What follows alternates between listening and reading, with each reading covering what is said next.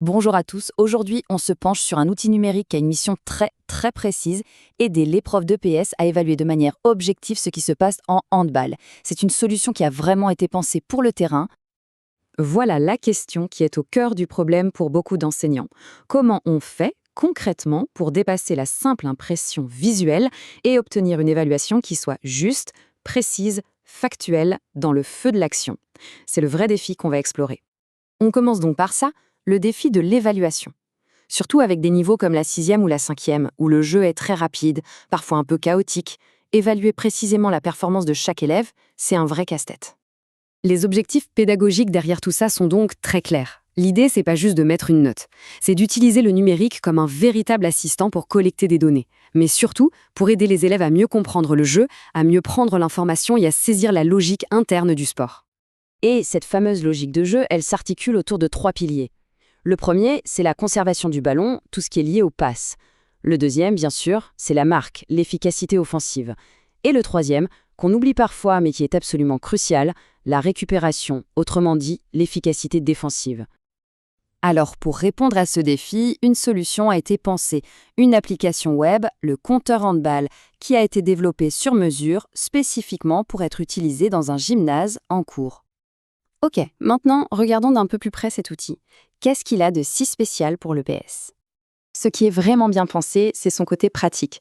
Pas besoin d'installer une application depuis un store, rien de tout ça. On ouvre une page web sur n'importe quel téléphone et ça marche. Le thème sombre, c'est tout bête, mais c'est parfait pour la luminosité parfois difficile des gymnases. Et surtout, le point essentiel, tout est 100% privé. Aucune donnée ne quitte le téléphone, tout reste en local. Quand on utilise l'application, on a en permanence 3 chiffres en haut de l'écran. C'est la barre de stats. Les points donnent un score global d'efficacité, le volume, c'est le nombre total d'actions, et l'APM, action par minute, ça mesure l'intensité, le rythme du joueur. C'est très visuel. Bon, maintenant, la partie la plus importante, comment ça se passe concrètement sur le bord du terrain pendant un match? C'est ultra simple. On ouvre la page, on a l'élève qu'on veut observer en face de soi, et dès qu'on appuie sur un premier bouton d'action, le chrono se lance. C'est tout. Ensuite, il suffit de tapoter sur les gros boutons qui correspondent à ce qu'on voit sur le terrain. Le vrai cœur du réacteur, c'est ce système de points. Chaque action a une valeur. Mais ce qui est très malin, ce sont les couleurs.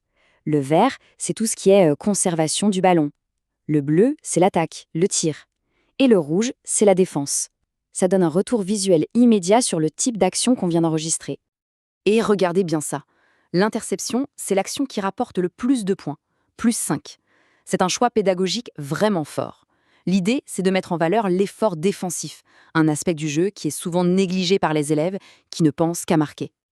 Évidemment, on peut se tromper en cliquant. Pas de panique, en bas de l'écran, il y a des boutons très simples pour annuler la dernière action, la rétablir si on a fait une fausse manip, ou même tout remettre à zéro pour commencer à observer un nouvel élève. Ok, on a collecté des données pendant le match, c'est bien, mais maintenant, comment on fait pour les conserver et les analyser tranquillement après? Le système est juste génial. On appuie sur la petite icône de QR code, on tape le nom de l'observateur, puis le nom du joueur observé, et on clique sur Générer. C'est aussi simple que ça.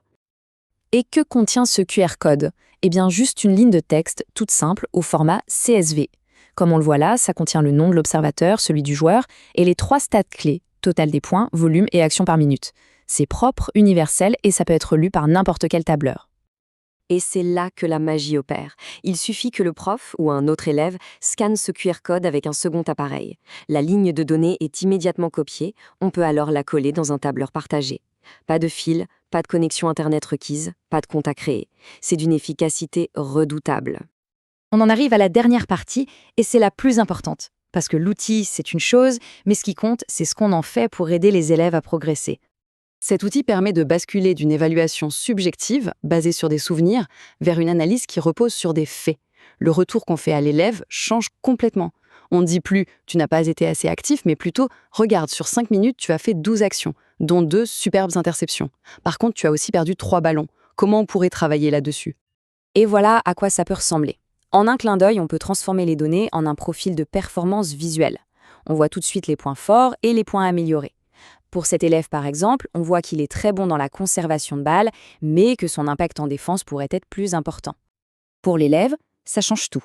Il ne reçoit pas un jugement, mais une preuve tangible de ce qu'il a fait. Il devient vraiment acteur de son propre apprentissage. Il peut voir ses progrès chiffrés d'une séance à l'autre et se fixer des objectifs très concrets. Finalement, au-delà de sa simplicité, cet outil soulève une question de fond. Et si, en s'appuyant sur des données objectives, on ne changeait pas seulement la façon de noter, mais la nature même de la discussion entre l'enseignant et l'élève? Et si la vraie innovation, au fond, c'était ça?